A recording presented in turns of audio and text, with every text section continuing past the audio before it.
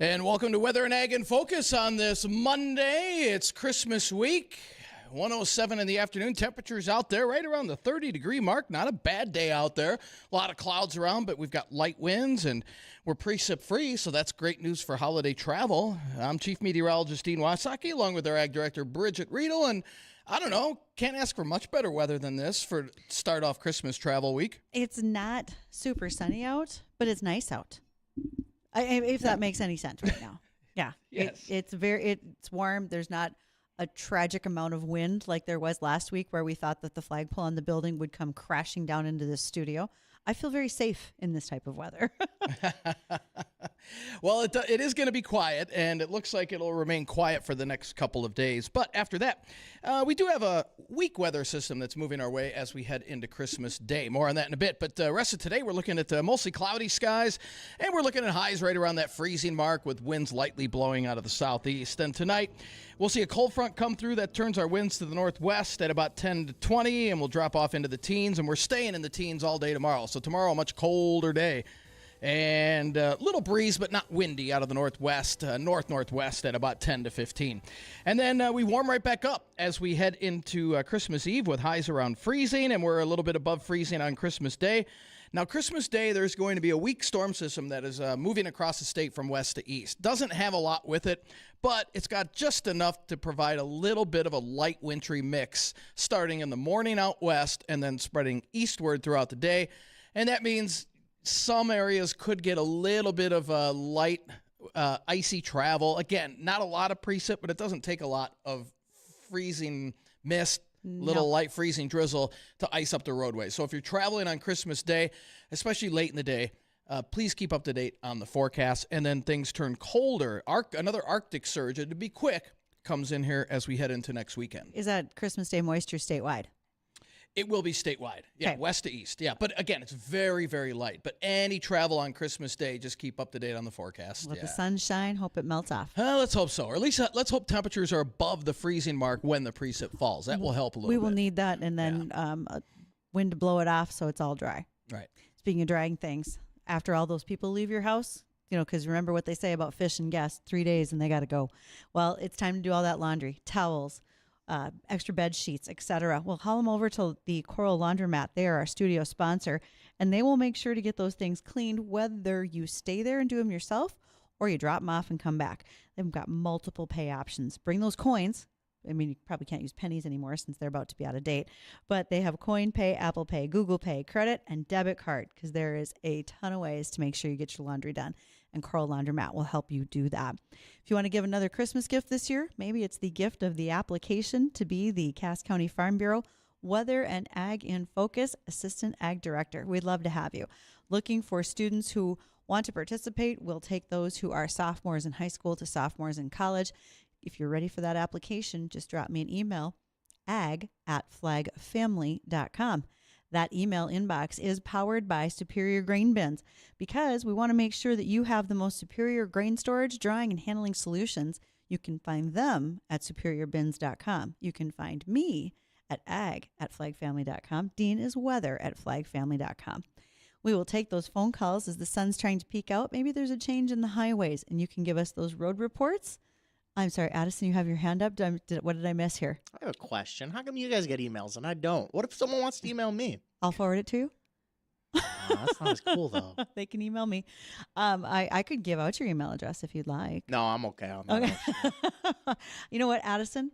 I'd like it if you would take the phone calls that come in on the JLA Insurance phone line. I can do that. Thank you. And that phone number is 701-293-9000. While you're making phone calls, call us, talk to Addison. But it would be a great time for you to make the appointment to start talking about crop insurance for the changes in 2026. You can reach Nate Thorsrud at JLA Insurance, and he will walk you through those premium subsidies, more coverage options, and stronger benefits, etc. And if you miss all of this, well, go back and watch the replay. You can see us on our live stream, Facebook, YouTube, Acres TV. We are under WDAY, Weather and Ag in Focus. Thank you to Lighthouse Commodities for bringing us to you. It's almost like the end of a Christmas carol. Merry Christmas to you. We are going to have a great opportunity to visit with our guest today, Don Kinzler. Don, you and I have a long list that you sent to me to talk about. Then I also found this Dakota Gardener article, a kalanchi. What is the name of that plant? Well, I've seen it pronounced different ways. Kalancho. Kalancho. I've seen some pronounce it kalanchoe, but I think kalancho is probably the most familiar. And by the way, thank you for inviting me back again, and greetings to all your listeners. Thank you for being here. We've got a lot to talk about, not just that plant that I don't know what it is, because we'll have those. But have you grown a kalancho before? Well, I don't even know how to say it. I couldn't imagine what it looks like. They're beautiful. They kind of have succulent type leaves and a nice blossom, sometimes reddish, some are pink. And yeah, they make a nice houseplant. So when you say a succulent type leaf, are you talking Thick, round, fleshy, thick, fleshy, round, waxy? but also waxy. You got it. Thick, fleshy. Don't want to be overwatered because they can store up a lot of moisture in the leaves. Never going to survive at my house. I am the queen of overwatering. Storing. Yeah, so good. Nice plant. And you do see those in stores, garden centers. Okay. Yeah, kalancho. Would you find a kalancho year round? So if you wanted one as a Christmas gift right now, you could. They are sold around this time, blooming, but also they're a house plant that you would find at garden centers year round. Well, for those of you who are out there scrambling for your last minute shopping list, and I could call you out by name, I know some of you, I will tell you that looking for those house plants is not so hard. One year my niece wanted a cactus. So to find a cactus in December took me some time, but I did it. So if you apply yourselves, y'all can go out there and get this kalancho. Actually, houseplants do make a really good Christmas gift because you can in years to come, you can think back, wow, Christmas 2025, I got this plant, and now it's 40 years old. And so one tip, though, when buying houseplants this time of year, of course, is almost all of them are tropical natives, either desert climates or tropical, and they do not want to be chilled. So that means, when you're buying them, wrap them up, plastic bag with a bubble of hot air. And also if you wrap them up in a box, Christmas wrapping, but don't put them in an unheated car. While you're traveling, to the in-laws or somewhere. Make sure they stay warm. So I had I have an African violet that because we had folks over playing cards yesterday, he needed to vacate the premises in the kitchen. He was taking up too much space, moved him out to the garage, which is heated. It's about 40, 45 degrees in there, and he had to spend about 36 hours in the garage. You going to be okay? Borderline. Oh, did crap. you hear my pause? Yes. African violets, Africa being the key word there. They don't really like them much below 55 or so, but I'll keep my fingers crossed for you. Hopefully it'll be okay. Me too, and I bet he's hoping it's okay. You'll know if the leaves stay nice and kind of turgid, but if it's drooping, chances are it got chilled. But I'll keep my fingers crossed for you. Well, there goes the African violet getting frostbite. Whoops. Speaking of some of those plants, we have some photos from days of old. So if Addison, could you bring up Don's family Christmas tree onto our live stream for those who are watching? Again, that live stream is brought to us by Lighthouse Commodities. You had a little story to go with your Christmas tree picture. There it is. When we discussed that, we'd maybe mention Christmas trees a little bit. I love bringing back a photo from, I suppose I was about 4 years old. Aww. And in the photo, me and my 4 siblings are kind of sitting in the living room there. But the point of it is, I'm the little guy, by the way, on the lower with the right glasses? hand. Yeah, with the glasses. All right. Lower right hand. I'm the little guy. And anyway, the point of the picture being the Christmas tree in the back. So in the 1950s and the 1960s, Christmas trees were not as nice and lush as full as they are now. When you look at most kind of vintage type pictures from that time period, the Christmas trees look a little scraggly compared to what, but we thought they were beautiful. Right. Absolutely beautiful. But if you take a look at that Christmas tree, doesn't it look a little bit kind of gangly, gnarly? My dad always bought them at the corner Texaco station in Lisbon, where I grew up. And they were nice. We thought they were absolutely beautiful. But in looking back, probably the most decorative thing on that tree was the tinsel and the and the things on them. Branches are kind of spaced far apart. But that's kind of the way they were. That's the Charlie Brown Christmas tree. Yeah, exactly. But it's gorgeous there. Exactly. And, it is. And in the meantime, Christmas tree farmers, and Christmas trees are grown in farms, they're not cut out of the wild anymore. unless you have a Christmas tree farm that you're going out and cutting your own. But Yes. again, they're not cut out of nature anymore. They're grown on farms, and they do special shearing and special things so that the branches are dense and well-formed. And so Christmas trees actually are more picture perfect now than they were when I was a kid. So I think that's just kind of fun. It's fun to look back at those old photos. And almost any that I've seen from that time period are kind of like the one we had. The next photo we have is actually my tree, which looks so picture perfectly shaped. Yeah, that's not real, but I spray it with something that makes it smell real. So that's my tree this year. A real artificial scent. It's a real artificial scent. Yes. It's just like nature walked in out of a can. I love it. Hey, speaking of artificial trees, do you guys know the history of the artificial Christmas tree? Okay, we have to listen to the livestock report, but I want We'll save this it. story next because Super. It's got a fascinating history. well, we need to be festive, especially after when you showed the scraggly tree that you had, which was still beautiful. The first thing I thought of with the 1950s and 60s was those white aluminum type trees. Yeah, I bet these are part of that story. So Part of that story. okay, we will do that when we return from the American Ag Network Livestock Update. We will be right back.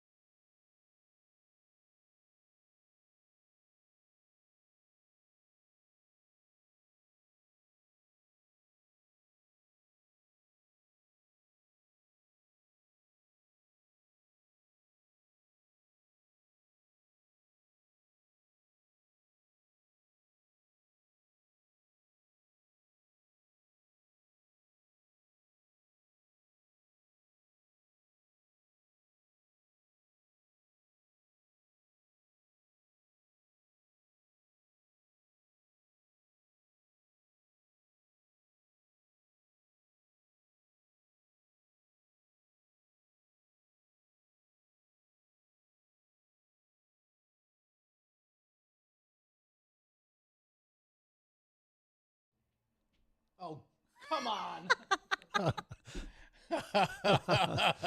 Really?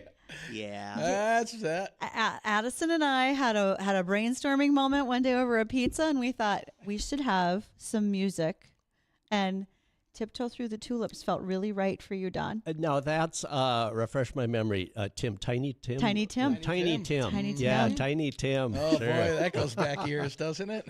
That does. That's awesome. It's unfortunate that if you were watching on our live stream, you may not be able to hear that. And as you go back and watch the replays, we're not allowed to replay that music. But just for people Didn't who... he have like a little ukulele? He had a or something? ukulele, yes. It feels very Christmassy with a ukulele and Tiny Tim tiptoeing through the tulips.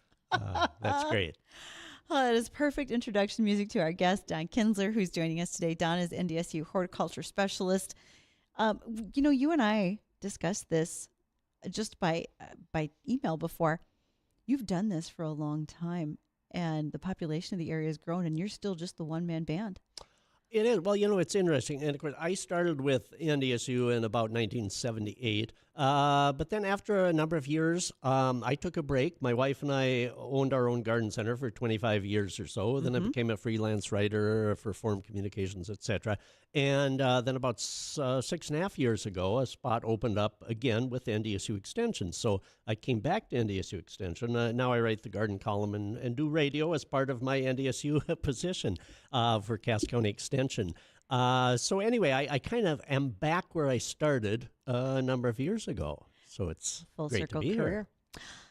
But you mentioned the population of Cass. Yeah, in about 1980, the population of Cass County was 86,000. Now it has passed 200,000. And so the population of Cass, that keeps us busy in Extension. It's a very populous county, and that's awesome. There's a lot going on every spring. Well, really year-round. We teased a little bit about history. Of the fake Christmas tree. Yes. The artificial Christmas tree has a fascinating history.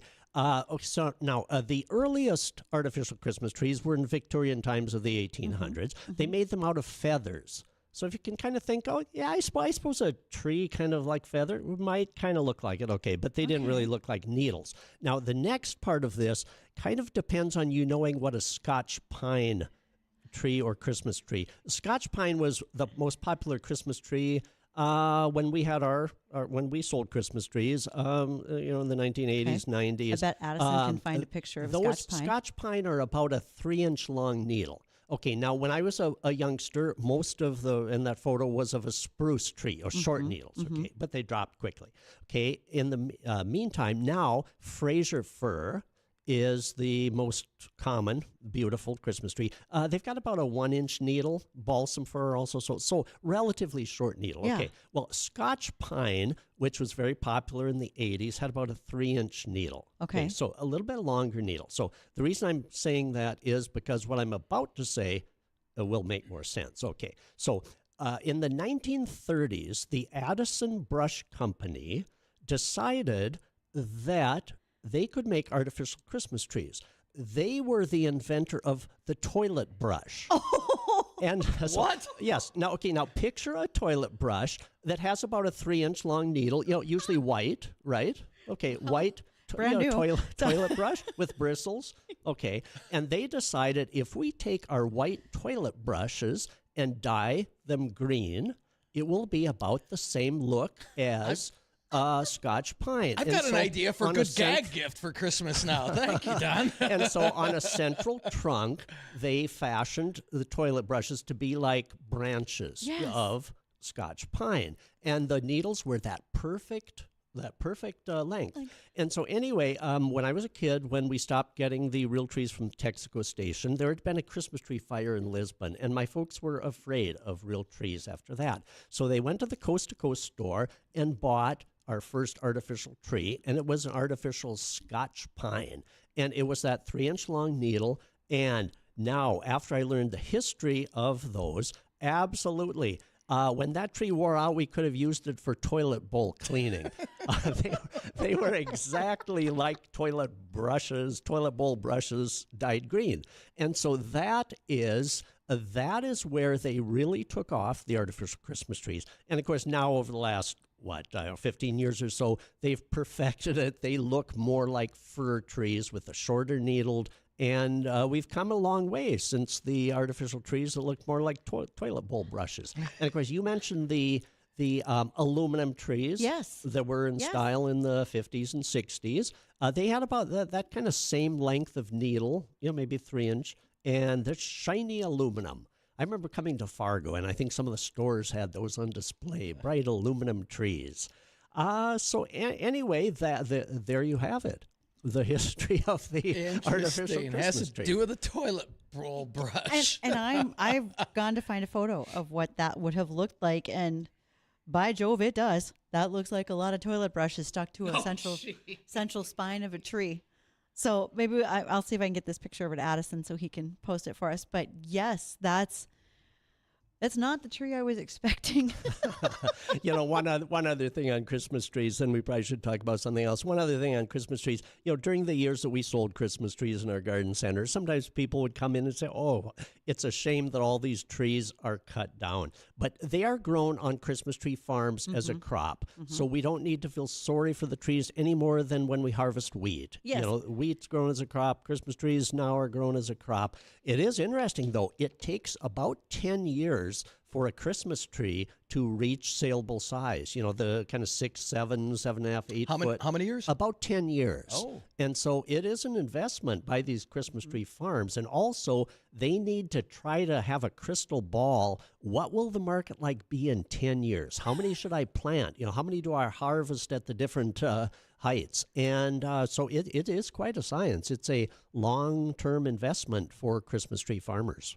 Our listeners say Dean can't get the forecast right 3 days in advance, and now we got to try to find 10 years in advance. Well, it's just a common thing that they make fun of weathermen. It's not you specifically. Oh, okay.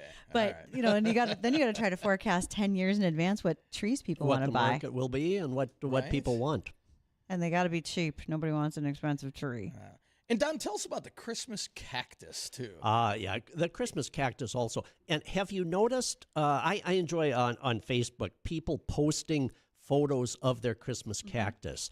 And occasionally you'll see some pictures of them when they're being called Christmas cactus, but actually they're a Thanksgiving cactus. Now here's the difference. There are 2 distinct species of these that look really similar, except for one difference. The true Christmas cactus species has smooth stem sections. Okay. Christmas cactus and Thanksgiving, they don't have leaves. They have stem sections, kind of called pads, and they're jointed. These pads are kind of connected at joints. Okay, the true Christmas cactus has smooth, rounded, scalloped stem pads. The Thanksgiving cactus, if you look closely at each of those joints between the stem sections, there's a prong. There's a prong. Yes. And the way I remember that is Thanksgiving, you think turkey foot has prongs. Yes. And so there's a difference between the 2 of them. But that's just kind of a neat little fact. But now for people who inherited Christmas cactuses, many people, in fact, I've done garden columns on people, send me a write-up of your heritage Christmas cactus. And there are Christmas cactuses that have been grown by families for 100 years or more. And almost always when you examine those photos, they are the true Christmas cactus. Now, more often than not, sold at garden centers are the Thanksgiving cactus. They tend to bloom a little bit earlier, kind of hence the name, Thanksgiving cactus. And so garden centers can get them to bloom and therefore sell them easier.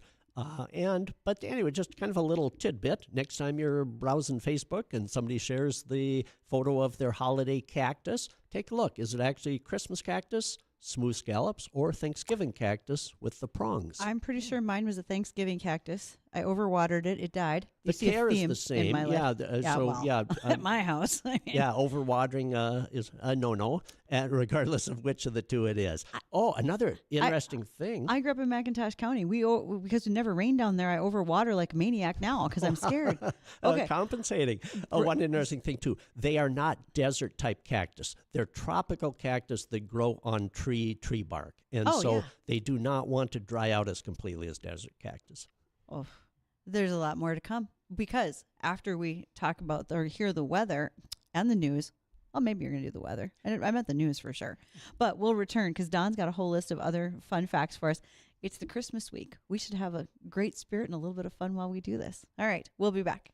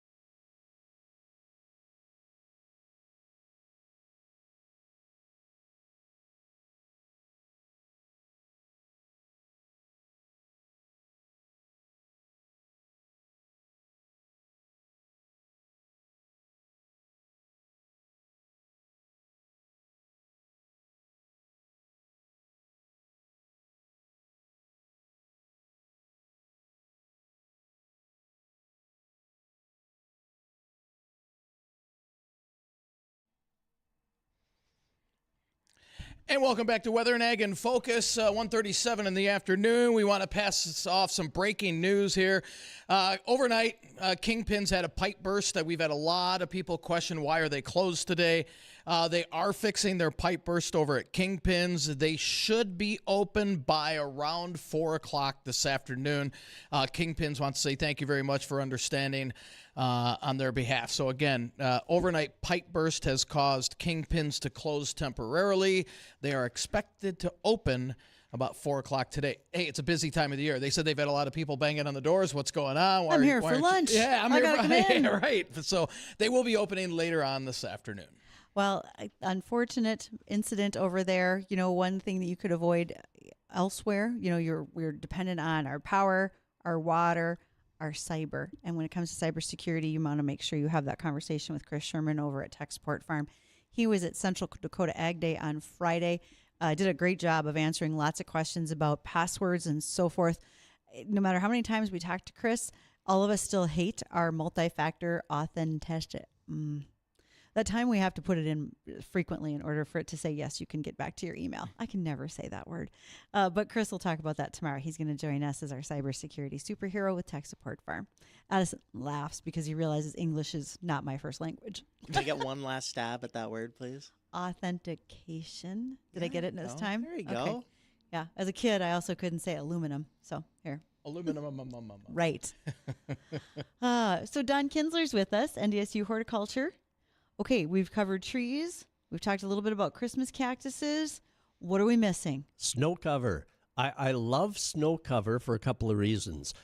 Because snow is such a good insulation for our plants. You know, and if we have winters, open winters with very little snow, but very cold temperature, that cold just penetrates down in. So you get a double whammy. The cold just goes so much deeper into the ground with lack of snow.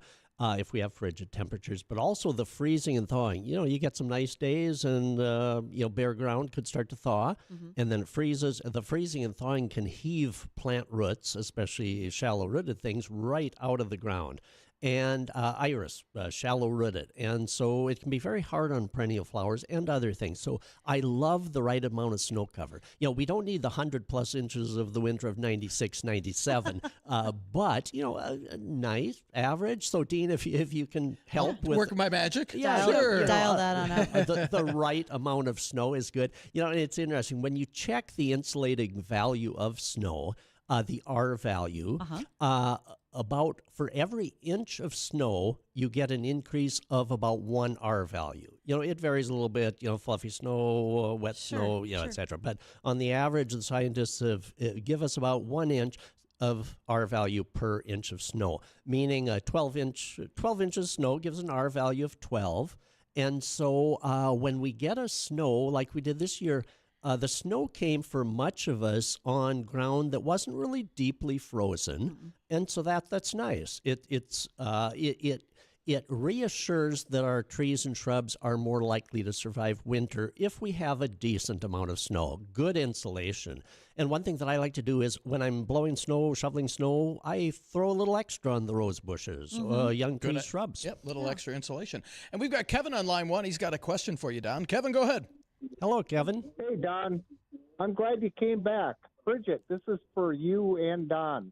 You guys were talking about the toilet brush, the fuller brush, and the green, and the aluminum. This is all great. What do you guys know about when the flock trees came around? The flock trees. From my recollection, we always got real trees. My dad decided to buy like a Wagner paint sprayer. They actually sold them. You could flock your own. You could flock your own and bring them in, and then all this stuff would. So they'd only do bulbs on there, and then my dad decided to buy one of those big hot color wheels with the flock.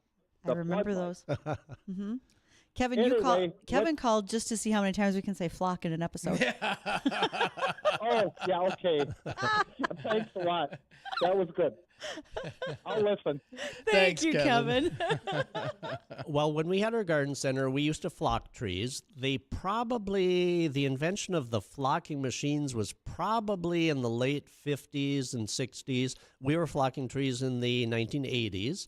And the flocking process, what did you have a machine, the garden centers that do this or did that. The flocking machines, the bags of dry flock got dumped into this machine, and then it got sprayed out with water, so it would go on kind of a slurry type material, so it had to dry. And then once it's dried, that material clung to trees quite well. It was flame proof. I hope it didn't have asbestos in it. I was just going to ask. But it made them flame proof. It's sealed in the moisture. So most were sold on a wooden stand. You did not need to put them in water. They could remain on that stand, and they would stay quite nice. At the end of the season, they would get kind of crisp and crunchy, but still quite flame proof. So it was an interesting process. Many of the branches needed to be wired up on the trees because the flocking could get fairly heavy, and the branches could sag if they weren't wired on up. So it was an interesting process. We enjoyed flocking trees. My flocking experience is not necessarily with a real tree, actually. When I was a kid, my mom owned a ceramic shop. It was in our basement on the farm for many years and then moved to town. And all of those iconic green ceramic trees with the multicolored little plastic lights on them. We had one of those. We made them. We painted them and glazed them, and you could put what looked like flocking on there, and it had a texture to it that made it feel and look like snow. It even had a little bit of sparkle to it. Oh, cool. Oh, yeah. I think you can still buy the cans of spray flocking. I think you can. Yeah. I believe you can. And so that was fun. And you could also add coloration to the flocking. And, so if you wanted a black tree, a gold tree, pink tree, you could color them with the different colors also. Oh, man, there would be a lot going on those trees. You thought the tinsel got out of hand. Let me tell you how to flock that tree. When we sold the flock trees, when they would go out to customers' car, we would enclose them in great big, huge plastic bags. Yes. Like a big 8-9 foot plastic bag that would go around the tree. Otherwise, it makes quite a mess in vehicles, and hauling them in, you get this white kind of styrofoamy-like stuff all over. The things we have done. Thanks, Kevin. That was kind of fun to think about. The things we have done to go ahead and have Christmas decorations. When you were doing those live trees, Don, did you make a lot of wreaths out of what was cut from the extra branches, or did wreaths come in shipped to you already put together? We did both.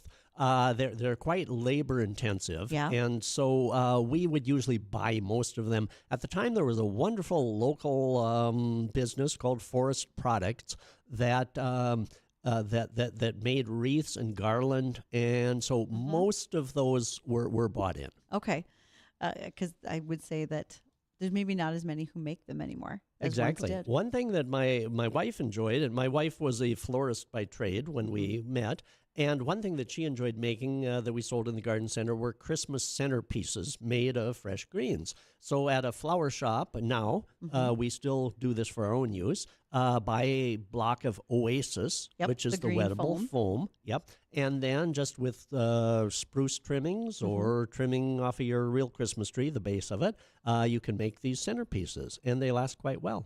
Keep the foam wet, and they'll last pretty much through the New Year's Day. I once read that once you were done with your real wreath, you could, and maybe hot glue was the right way to do it, like orange halves on it and other edibles, like basically that became like bird food, and then you could hang it on your clothesline out in your yard, and then birds could land on there and eat off that wreath. I got an email from somebody a couple of days ago, said that they bought a real tree like they usually do, and they thought this year, instead of just throwing it out on the curb and letting it get taken away, they're going to put it out in the snowbank and put bird food on it. Okay. Their question was, it was going to be close to their perennial garden. They said, will the bird food cause a bunch of weeds? Will the seeds germinate, essentially? And they do. They can. There can be thistle and all kinds of stuff in there that can be kind of nasty in a perennial garden. What I suggested to him is shop for birdseed that has been treated. Yep, you can get birdseed that has been treated so it will not germinate. Yeah, You know, almost it'll like still a be tasty. retardant. Yep, or maybe pine cones with peanut butter on, suet, maybe things that won't germinate. But I've had kind of unwieldy stuff germinate in our flower bed from birdseed that we've used as well. I can't wait till I see the raccoons show up for the peanut butter. Oh, man. It's been a good day. Oh, man. Well, Don, thank you so much for coming. It's always a pleasure. Well, it's a having you pleasure in being here. Gosh, thanks for inviting me, and thanks to all your listeners. You guys are all so kind to me, and thanks for everyone who always writes in to my email. I enjoy hearing from everyone. And if anybody has any further questions they didn't get to ask today, what's the best way to get a hold of you? Send me an email, donald.kinzler, Kinzler, at ndsu.edu. And if someone doesn't remember that, they can send them to me, ag@flagfamily.com. I have forwarded emails to Don in the past for him to answer. Super. It's always great to hear from everyone. Excellent, Don. And have a very Merry Christmas. You as well. Merry Enjoy. Christmas to all of you. Enjoy. When we come back, we've got a little bit of freezing rain that just popped up on radar right now. What are you giving me that look for? I got to drive today. What is this? I'll let you know where it's at and what we're expecting for the rest of the afternoon coming up right after the break.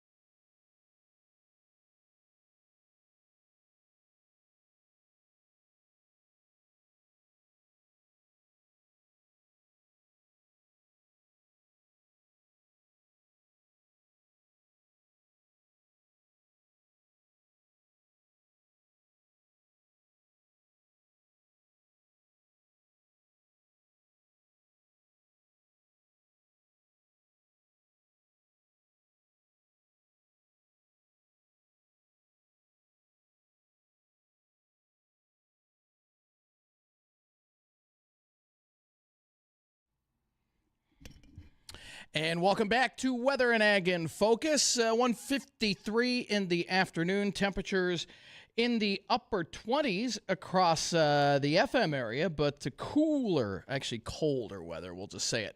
Off to the north, where temperatures in the northern valley are in the teens, and in the southern valley and into Lakes Country, temperatures are above the freezing mark. Now, we do have a little light precip on radar right now, generally along that 94 corridor, stretching from, let's pull this up here, between Bismarck and Jamestown to about Valley City. Now, checking Department of Roads here, 94 is just wet. So a lot of this rain may not even be reaching the ground. We're not getting any reports of icy roads. But, again, just keep that in mind if you're on the 94 corridor and areas just north of that. Could see a little bit of a wintry mix or maybe a little bit of a light freezing rain out there. But, again, roadways, 94 is reported just wet. So, and Jamestown isn't even reporting any precip falling, even though radar has rain over the area. So a lot of this is going to be aloft. But, again, just keep that in mind if you're out and about. Might run into some pockets of a little freezing rain out there. But so far, most of this is aloft. So I think we're going to be okay. Okay. Bridgette's like, Yeah. I gotta travel What the again. crap is this? No. No, I think you're going to be all right if you have any traveling to do. Okay. Yeah. All right. Coffee drinkers rejoice. Brazil, the world's largest coffee producer, expects to increase their harvest 4% over last year. That will be 56.5 million 132-pound bags, when an odd measurement size, 132 pounds. 2025 was considered a negative biennium. That means coffee plants typically yielded less, and the projected crop could be the third largest in that country's history. So what's driving all of that? Well, the gain is driven by higher average productivity. That was offset by a slight reduction in cultivated area. Most of the growth is, in fact, coming from Robusta coffee, whose output is expected to reach records of 42% higher over last year. And that was due to favorable weather and higher yield.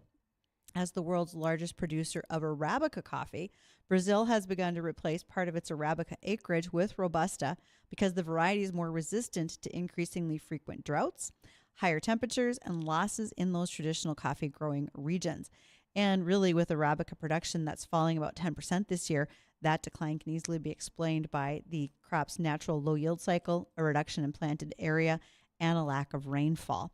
So coffee drinkers, I have been already asked, are we going to see coffee prices drop? Because they did take quite an uptick in the last 18 months with food inflation costs going up. It likely is going to take longer before that would affect this market. Mm-hmm. So the other thing is, every time we go up in price, we've seen this happen with fuel, with cars. When you go up, it's hard to bring those prices back down because you've established that new floor in the marketplace, and that floor is generally higher than where you were before. Now, I realize gas prices have fallen, but we may not see that be the case with coffee, etc. For those of us who drink tea, we're fine. I raise my own mint in the garden. I'll be okay. Just so you know. Mint is a great ground cover. I'm sure Don can attest to that, but I have an area in the garden, doesn't get as much sunlight. The grapes are giving it a real run for its money for moisture, and the mint never loses. Also, I've learned the hard way that chamomile will reseed itself a lot, frequently, and doesn't stop. So I have some things that are a little out of control. Oh, well. So, yes. Also, as we get into this time of year, we have the home heating business, which often is fueled, pun intended, by propane. And the National Propane Council and Research Council has pointed out that this year we do have some corn that's been dried through grain dryers. We don't have quite as much going on as we did, say, 2019, where we had a collision of very cold weather, the heavy usage on the home need for propane, and then we were trying to dry a bunch of corn. Well, that was a problem because now you have bottlenecks, particularly in distribution. Do we have enough propane that's out there? Since that time, more farmers have put on-farm storage, so they have their own bullets to pull from to run those grain dryers, so we don't have to worry about delivery trucks. We also can have that prioritization for home heating instead of the propane going out to grain dryers. I don't know that that's a state law, but I know that that's very common practice within the industry. If you call and you need propane for your house, that's going to get there before someone's grain dryer would be taken care of. They want to make sure that people are not falling behind in heat in the middle of winter. Back in 2019, when that happened, those prices went from probably about $1.50, $1.80 a pound or a gallon on propane went to like $5.50. It was a tremendous run up. Oh. You've got heavy demand and usage and not enough supply. Mm-hmm. It might have even happened earlier than 2019. My memory is not as good as some of those farmers that can say, I remember what was like when we planted that year. That was a year we had frost in August, etc. All right. Well, that'll do it today for Weather and Ag in Focus. I want to thank everybody for joining us. We'll see you all tomorrow at 1 p.m. But don't go anywhere. The Jay Thomas Show, the #1 rated show in the country, is coming up next.